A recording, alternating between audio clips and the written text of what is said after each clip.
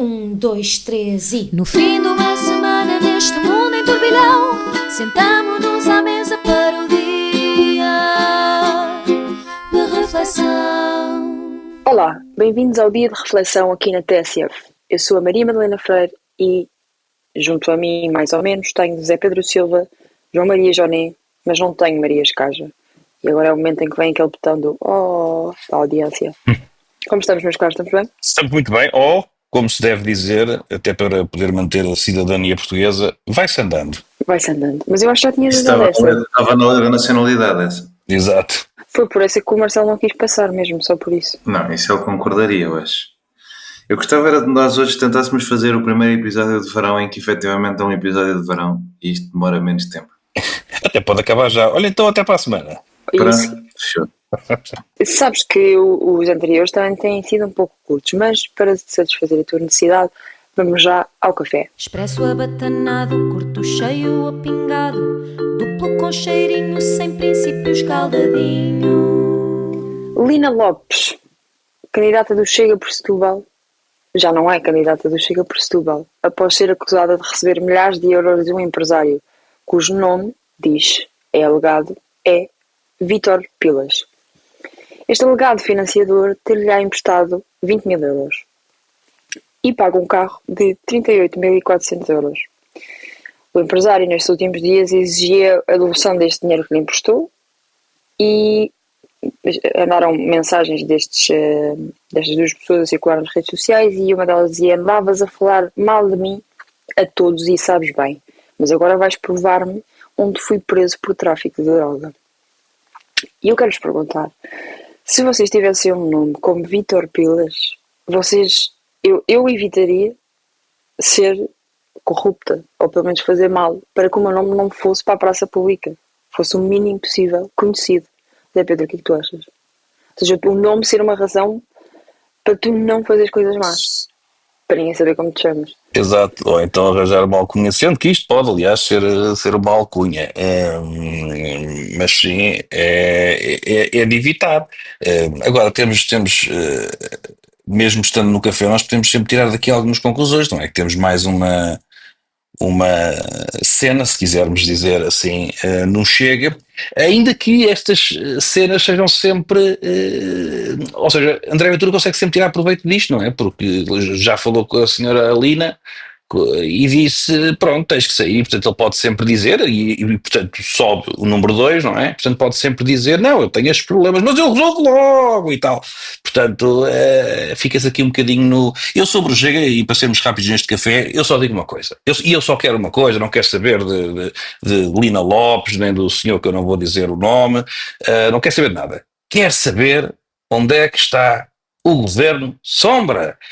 É só isso que eu peço. E aos jornalistas que entrevistam André Ventura todos os dias, ele prometeu. E, portanto, nós estamos fartos. É 50 anos disto, 50 anos de mentiras. Este senhor apareceu como novidade na política. É para acabar com os 50 anos disto. E, portanto, se ele prometeu anunciar o seu governo sombra, por favor, diga quem é. Ainda agora pede a admissão da Ministra da Administração Interna, já vamos falar disso a seguir, mas pede a admissão da Ministra. Então diga quem é que seria a Ministra dele, ou o Ministro, quer dizer. Até só isso que eu peço. Ao Chega neste momento eu só peço para que cumpra a promessa e diga qual é o governo de sombra. Tu, para fascista, que é o que as pessoas te chamam, és o maior opositor do Chega, eu diria. Quem? Eu? Sim. Estás sempre a dizer que as pessoas te chamam fascista, mas encontras-te como o maior opositor do Chega neste momento neste podcast. Mas chamam-me tudo à vez, portanto é um bocado indiferente isso. Mas, Johnny, em relação à Lina Lopes e ao Vítor Pilas, em qual deles é que te queres focar no teu comentário? Eu queria aqui secundar um bocadinho a coisa do Zé Pedro Silva, de que era preciso que os supostos líderes da oposição, que não são, não é? Não foram os segundos mais votados pelos portugueses, mas infelizmente nós temos um sistema eleitoral estúpido.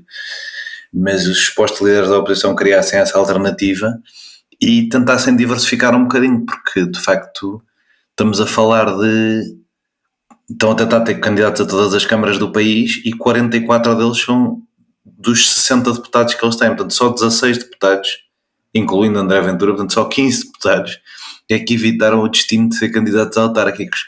Acho que era de valor as pessoas focarem-se no seu trabalho e não fazerem 40 trabalhos ao mesmo tempo. Era uma coisa que era boa para a democracia, porque nós pagamos o ordenado destes senhores.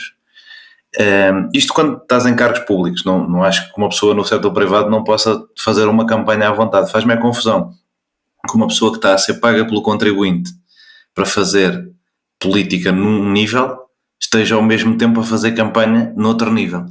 Eu, na situação na minha vida em que eu já estive mais perto de ser confrontado com isto, demiti-me para não estar a ser pago pelo contribuinte, porque não me parece bem, apesar de ser uma prática infelizmente muito comum.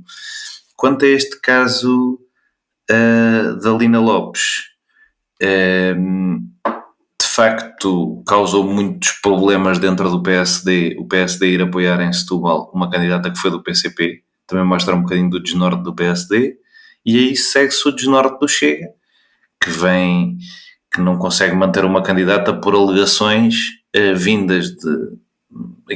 É que isto pode ser um mimo, não é? Tipo, isto podem ser uns putos que inventaram isto na internet. E de repente uma candidata à capital do quarto maior distrito do país diz tipo, não, assim não quero, e vai-se embora. Diz um bocadinho da fiabilidade que o Chega tem perante o eleitorado, e não que isso interessa a muita gente, mas não sei se vão ter uma diferença muito grande de votos, mas que diz um bocadinho da anedota enquanto partido que é o Chega, lá isso diz.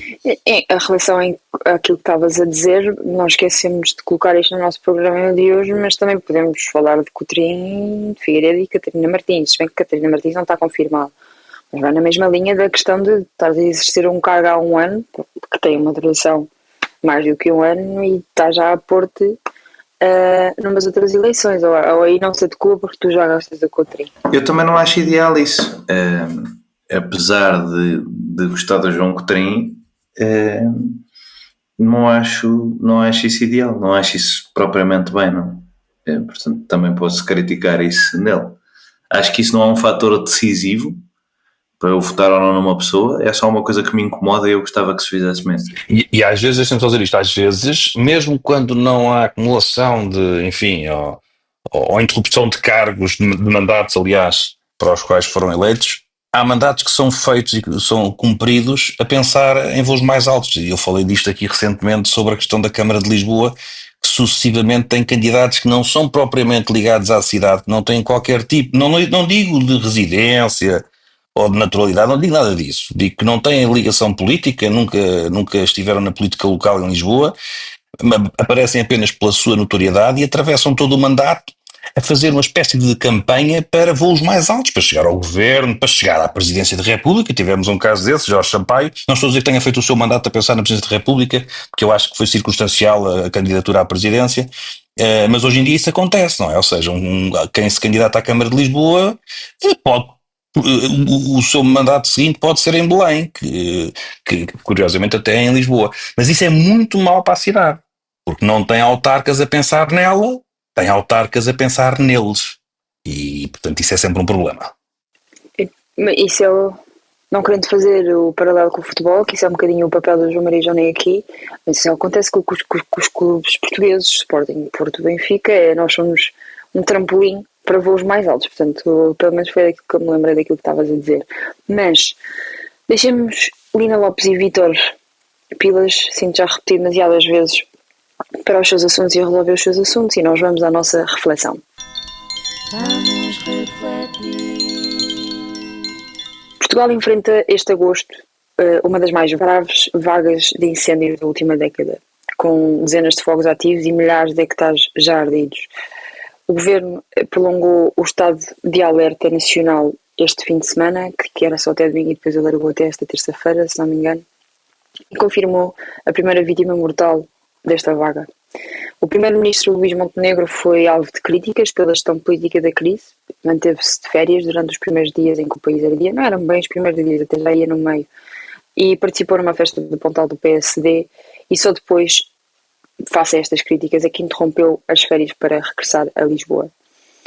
No enterro de um bombeiro que morreu no combate às chamas, Montenegro foi veiado por populares. Já a ministra da Administração Interna anunciou em conferência de imprensa o prolongamento deste estado, como estava a dizer, mas não permitiu perguntas aos jornalistas, o que gerou, mais uma vez, contestação, porque sem perguntas não existe conferência de imprensa.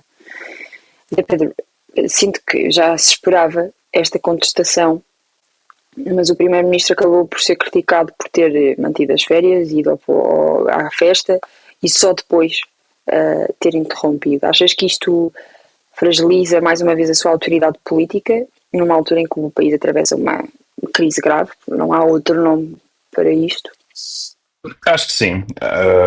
Acho que todas as críticas são justas, legítimas e eventualmente poucas apenas, porque não vejo qualquer sentido na realização da festa do Pontal perante uma situação que era evidente de emergência, o país em alerta. Eu sei que um primeiro-ministro não apaga fogos, porque é sempre a resposta que se dá a quem tenta defendê-lo. Mas eu insisto, o país está em alerta, por algum motivo isso acontece. E aliás, o próprio primeiro-ministro no discurso não quis falar muito sobre os incêndios porque estamos em guerra. Portanto, falamos depois, agora estamos em guerra. E eu pergunto-me, então estamos em guerra e o chefe do governo está num comício, está numa festa, está aliás a fazer campanha autárquica, porque esta festa do Pontal este ano foi autárquicas. Foi Fórmula 1 para o Algarve, que está bem que é para o país todo, mas enfim, mas agrada com certeza localmente, as motas, o Hospital Central, que é da maior importância, mas que eu acho que os políticos portugueses deviam ter alguma vergonha a partir do momento em que nós temos casos como o Hospital Central do Alentejo, que tem anos e ainda está para saber quando é que vai ser aberto. Portanto, o Primeiro-Ministro anunciou o concurso para o Hospital Central do Algarve. Portanto, isto, seja qual for o governo e qual for o partido, é preciso ter respeito porque os governos têm que também assumem o papel do anterior e dos anteriores governos e, portanto, o eleitorado tem uma expectativa, não é? Que é muito baixa nestes casos. E, portanto, um anúncio de um concurso, com todo o respeito, dá vontade de rir. Acho que os governos já só deviam anunciar estas obras quando fossem abrir a porta. E, portanto, acho que Montenegro não quis perder a oportunidade, temos eleições em outubro, de fazer campanha no Algarve, e o país estava a arder e a situação era de alerta. E eu não encontro explicação para isto. O Primeiro-Ministro não apaga fogos, é verdade, mas é o chefe do governo.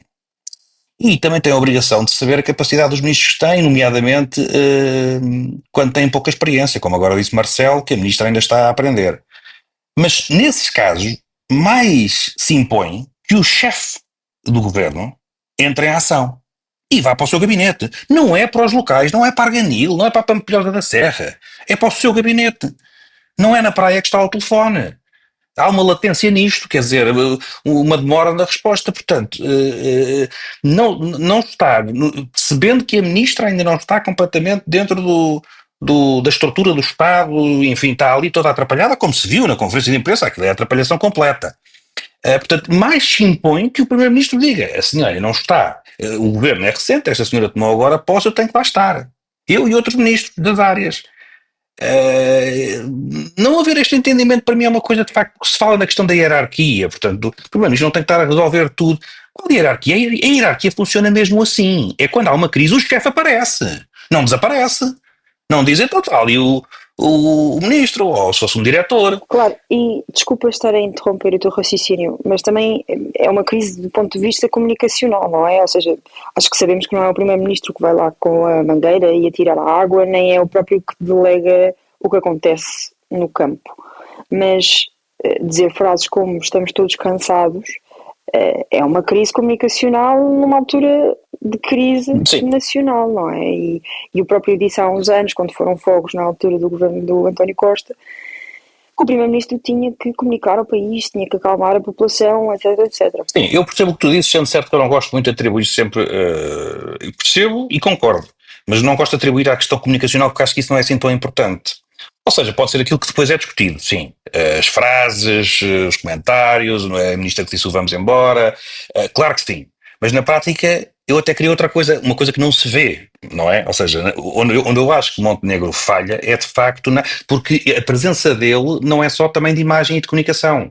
Um primeiro-ministro despacha mais rapidamente, porque tem mais poder. Quando se fala num ministro, acima do ministro há um primeiro-ministro. Se é preciso despachar um meio aéreo, se é preciso despachar uma máquina de rastro, se é preciso despachar o que é que seja, ativar um mecanismo, quer dizer, falar com a Espanha, que também estava com a mesma crise e junto à fronteira, quer dizer, um primeiro-ministro tem uma capacidade de resposta mais rápida. Quer dizer, isto é uma estrutura hierárquica, portanto o chefe principal tem essa maior capacidade. Portanto, eu não falo aqui em comunicação, eu falo em combate, em ação. E se ele disse que estamos em guerra, eu pergunto-me. Então, e agora não me recordo, eu vi o discurso, mas não sei se depois houve perguntas, mas com certeza que não, num comício nem no Pontal não há perguntas a seguir, mas à saída, eu se fosse jornalista dizia, então estamos em guerra e o senhor está aqui. Eu sei, é que é um completo absurdo. Então das duas uma, ou não estamos em guerra, e então o senhor pode estar aqui, ou se estamos em guerra, desapareça, vá para Lisboa. Não é amanhã na praia com a lancheira que está a atender o telefone. Porque não é assim que as coisas se resolvem. Isto não é comunicacional. Isto é de gestão de crise e de uma emergência num país. E eu acho que aí o governo, e neste caso o primeiro-ministro, falhou. Podemos, não sei se vamos a seguir discutir as questões todas, porque a questão dos incêndios tem várias vertentes, tem uma da prevenção, tem a questão da gestão da floresta, com certeza que sim. As pessoas pedem meios, mas se calhar até há meios, as questões são outras, tudo isso se pode discutir. Uma coisa é certa, o país estava em estado de alerta, a emergência era clara, e o governo não deu uma resposta neste ponto. Não foi competente. E, portanto, todas as críticas, como digo, são justas e, no limite, são poucas. Johnny, na linha disto do Zé Pedro, achas que as críticas são poucas, tendo em conta a grave situação em que o país se encontra, especialmente com o exemplo no enterro do bombeiro Montenegro, que foi abordado por populares a dizer para sair dali, demonstra um bocadinho que as coisas não estão a correr muito bem do ponto de vista de gestão, ou pelo menos a mensagem ou aquilo que estão a fazer por dentro não estão a passar para fora. Bem, essa coisa do abordado por populares, Passos Coelho ganhou eleições depois de passar 4 anos a ser abordado por populares, como nós sabemos, não é? Portanto, eu não iria muito por aí, e eu não gosto muito da coisa, no geral, da politização dos incêndios, e já critiquei aqui o Montenegro quando se mandou para aquela lancha naquela missão de resgate. Portanto, não seria justo, e não está nas minhas convicções, criticá-lo por não estar na linha da frente do combate aos incêndios. Só para estabelecer isso. Dito isto, de facto acho que concordo contigo que tem sido um desastre de comunicação, mas também querendo ir mais fundo, como o José Pedro sugere, acho que o desastre de comunicação resulta do facto de teres um primeiro-ministro que é uma nulidade. Ou seja, toda a carreira política de Luís Montenegro é feita sem que ele tenha uma convicção no corpo, sem que ele tenha uma ideia para o país. Estamos a falar de uma pessoa que foi 6 anos candidato a primeiro-ministro ininterruptamente e ainda não conseguiu produzir uma ideia própria para o país sobre tema nenhum, porque o que ele não é um político como nós o queríamos, uma pessoa com visão, com ideias, com proposta de país. Ele é um líder de claque, é uma pessoa que funciona em oposição a outra, aos gritos, e portanto disse o que tu disseste sobre António Costa, porque estava do contra, não é? Ele saber estar do contra, saber rebater, sabe, ele dá-se bem no Parlamento quando o estão a atacar, portanto nem sei se era bom terem feito esse tal debate parlamentar. Ele rebater sabe, ele não sabe ter uma proposta própria, e quando é forçado a ter uma proposta própria sobre o que fazer, o vazio é tão grande que fica completamente perdido, e é isso que é o Pontal. O Pontal é um político que não sabe o que é que acha sobre a ação dele, só sabe o que é que acha em relação aos outros, porque são os políticos de jotas que nós criámos, são os políticos aparelhistas que nós criámos no nosso país, seja no PS, seja no PSD, seja depois os restos que não conseguiram lugares e foram parar ao Chega. Infelizmente a nossa política já não se faz de gente com convicções, faz de gente com reações. E isso a mim diz-me muito pouco.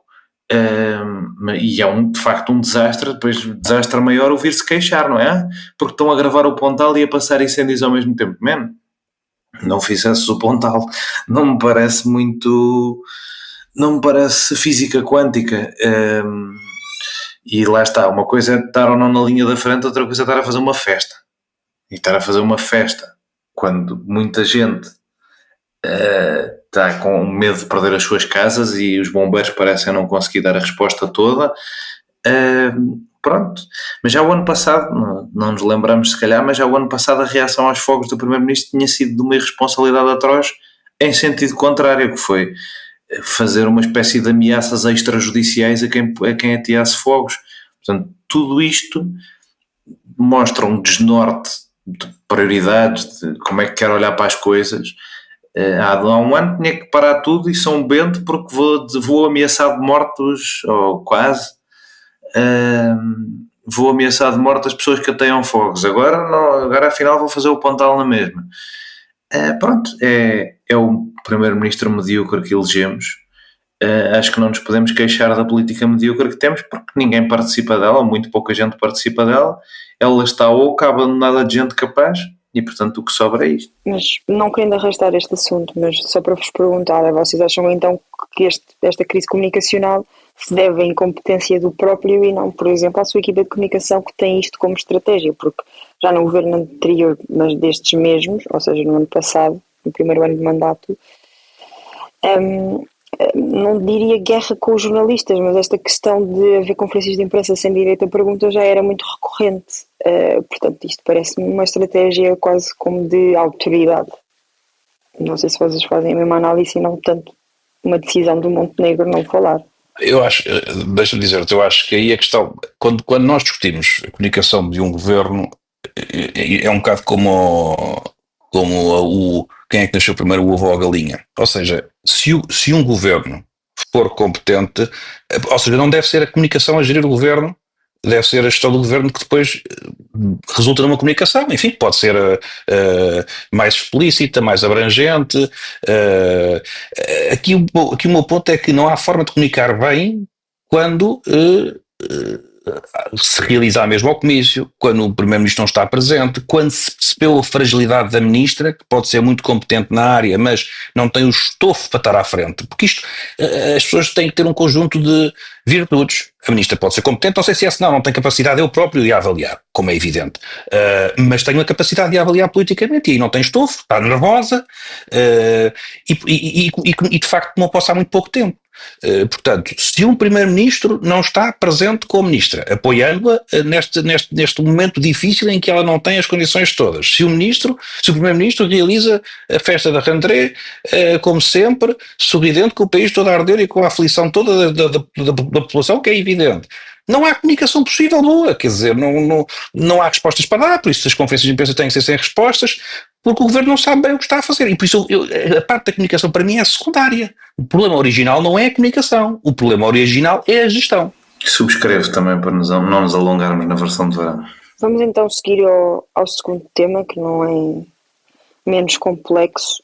Como falámos a semana passada, o presidente dos Estados Unidos, Donald Trump, reuniu-se no Alasca com o presidente russo, Vladimir Putin. O encontro não resultou em qualquer cessar-fogo nem em acordo concreto, mas foi visto como uma aproximação simbólica, e o Zé Pedro tem muito a dizer sobre isto. Teve esta semana muito ativo na rede social Twitter a falar disto. E pronto, foi simbólico porque, dado o território ter pertencido à Rússia, isto, interpretações de outras pessoas e dos meios de comunicação social.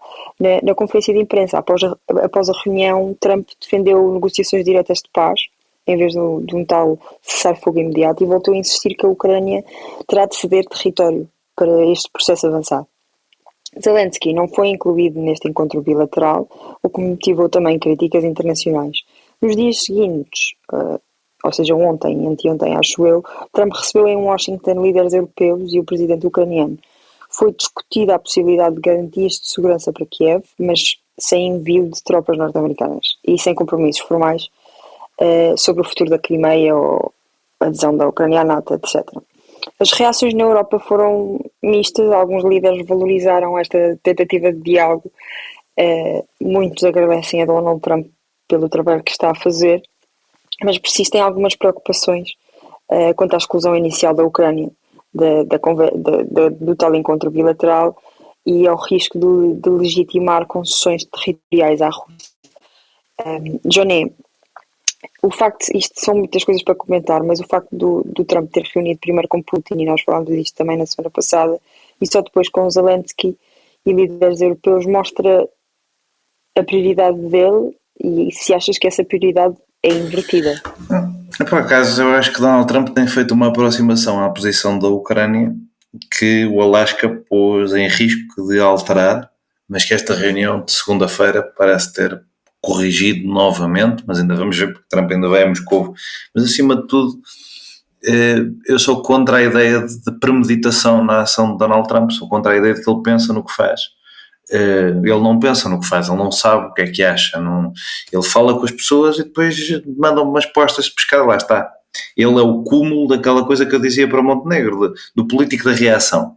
Ele não tem uma opinião sobre nada, ele acha que a maioria das pessoas nos Estados Unidos era a favor de apoiar a Ucrânia, portanto ele é do contra, portanto era do contra. Agora, de repente, começa a sentir que se calhar pode ser o maior por apoiar a Ucrânia, portanto se calhar apoiar a Ucrânia. Mas depois acha giro para distrair do caso Epstein, para distrair da impopularidade em todos os assuntos de política interna que tem, e fazer esta reunião com o Putin e armar sem Reagan com Gorbachev, e portanto faz a reunião. Mas depois também não sai nada da reunião, sai chateado da reunião, deve ter estado a ouvir muita história do século IX, e portanto... O que é que há a dizer sobre isto? É uma inutilidade, é política pelo espetáculo e não pelos resultados. E é a tentativa de outros adultos gerirem uma criança no poder da maior potência global. Seja Vladimir Putin através da manipulação para apoiar a proposta russa de resolução do conflito, sejam depois os líderes europeus a dizer, agora a sério, vamos lá reaprender a lição de história, tipo, quem é que são os teus aliados, quem é que são os teus inimigos. Tudo isto é um bocadinho cansativo de comentar porque não serve para nada, não serve só para sentirmos que vivemos num circo e não comprarmos bilhete. Foi uma coisa que nos obrigaram outras pessoas que desejavam, mas pronto, a democracia também é isso, é poder eleger palhaços e quem não queria eleger palhaços tem que levar com isso. Zé Pedro, sentes que estão a fazer malabarismo à tua frente? Absolutamente. Eu cada vez mais consolido a minha tese de que Donald Trump não é um político, ao contrário de Putin, quer queremos, quer não, para o bem e para o mal. Donald Trump é um artista e que faz conteúdos para as redes sociais, não tem ali nada, foi para o Alasca sem nada, a pedir um cessar-fogo e depois já não era cessar-fogo. Não há nada de substancial em nada disto. Congratulo-me com o facto de ele não ter ficado sem o Alasca, já não é mau, mas faz uma limpeza da imagem do presidente russo tremenda, em que aparece como um imperador, como ele quer, em que manteve a sua posição, ou seja, nós estamos no ponto em que estávamos. Trump não conseguiu mais do que Macron em 2022, no início da guerra.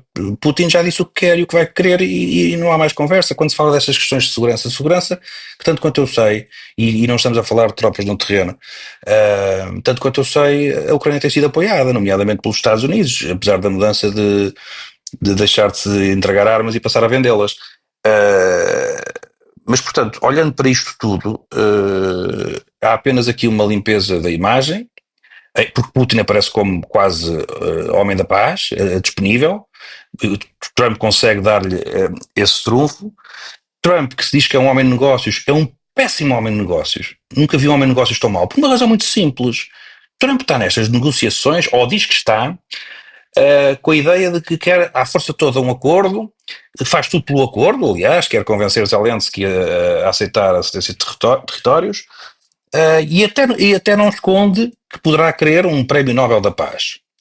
Ora, isso, para quem está numa negociação com a Rússia, é a pior entrada possível, por uma razão simples. Nós tínhamos que manter, o presidente norte-americano tinha que manter a postura de que nós queremos um acordo, mas se não houver, não há. E vamos defender a Ucrânia. Porque Putin tem que ter medo. E Putin, neste momento, tem que ter receio, tem que temer os Estados Unidos. E neste momento o que se vê é que os Estados Unidos têm à frente um homem que quer o Nobel da Paz e que só pensa nele e quer ficar bem numa fotografia e diz que acabou com 6 guerras. Não acabou com 6 guerras nenhumas. Mesmo a questão de Israel e do Irão, a única apaziguação que conseguiu no território foi através do bombardeamento a pedido. Quer dizer, portanto, isto é para Putin, neste momento, não tem razão nenhuma para abdicar seja do que for. E, portanto, isto é um homem de negócios. Quando se destrunfa ele próprio, portanto, tanto os Estados Unidos como a Europa, mas enfim, a Europa já só se presta a humilhações, eu lamento imenso, mas eu percebo que tenham lá estado, porque como Zelensky da outra vez foi tratado daquela forma na Casa Branca, havia aqui a necessidade de lhe dar aqui algum apoio. Mas esta comitiva toda, em que depois estiveram ali sentados à volta de Trump na sala oval, quer dizer, não, para mim, na minha opinião modesta, não tem qualquer tipo de explicação e é uma humilhação. mas tinha que haver uma posição de força. E o que os Estados Unidos deviam estar a dizer, se estivessem de facto ao lado da Ucrânia, ou pelo menos ao lado do Ocidente, ao lado da defesa dos Estados dos direitos, das soberanias, tinha que ter dito que queremos um acordo e vamos todos aqui sentar à mesa. Mas não existindo, não há. E estamos cá para defender. E Trump não é isso que faz. Eu quero um acordo a todo o custo para ter um Nobel da Paz.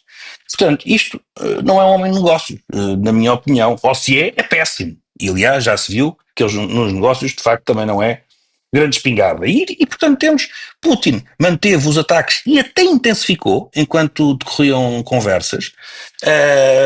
Não há nenhuma alteração substancial àquilo que foi pedido no início da guerra. Portanto, insisto, Trump está onde esteve Macron.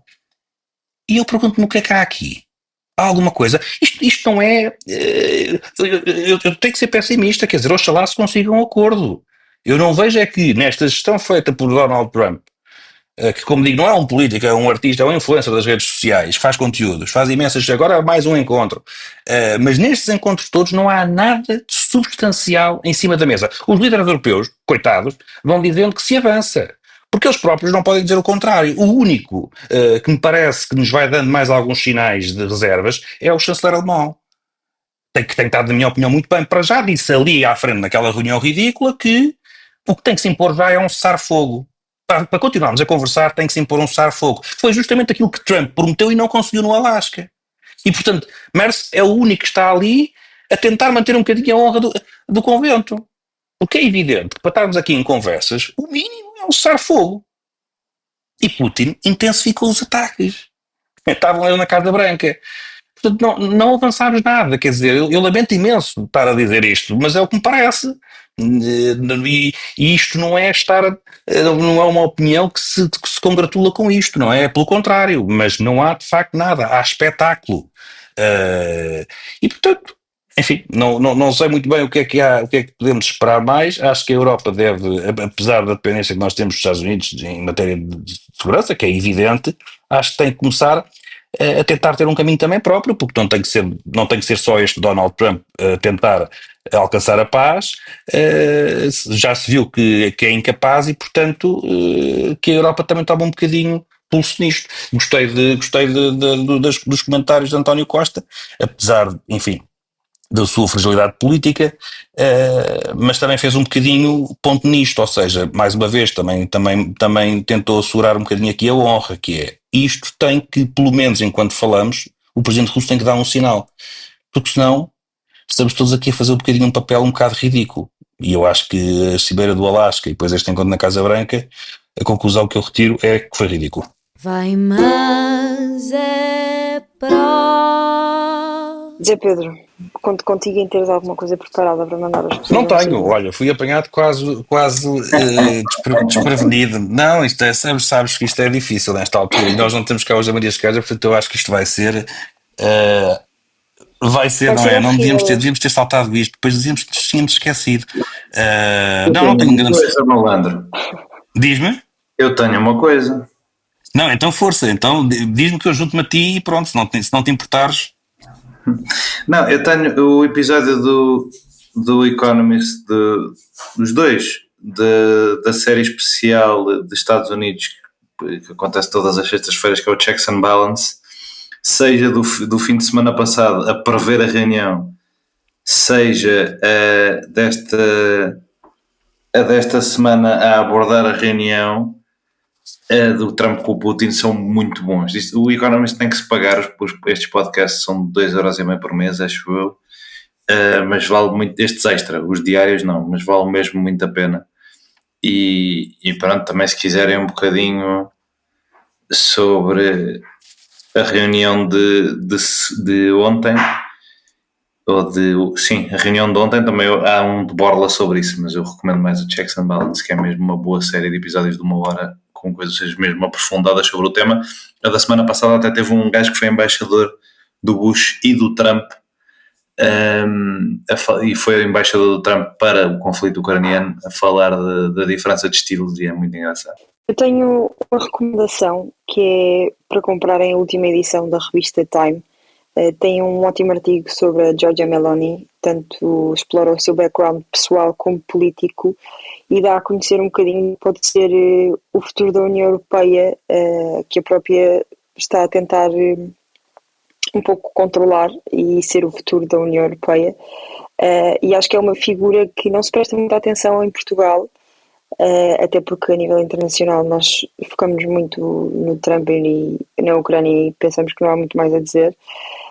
A revista, esta edição da revista também tem uma boa reportagem sobre o que se está a passar em Gaza e pronto, e para quem gosta mais, pronto, quem tem um lado futebolístico mais apurado também tem uma boa reportagem sobre o Erling Haaland, avançado do Manchester City, portanto dá para todos os gostos, mas especialmente para conhecermos esta figura de Giorgia Meloni mais a fundo e perceber o que é que pode ser o nosso futuro na União Europeia e enquanto europeus, com esta mulher a tentar ser um big player neste cenário.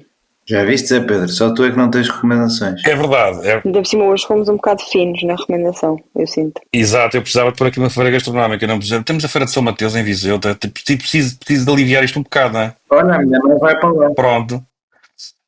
Então, olha, estás a ver, acabei por recomendar e por equilibrar um bocado as coisas. Também temos que, para quem quiser visitar a Maria Escás, ela está, ajudem-me, em Vilar de Mouros, certo?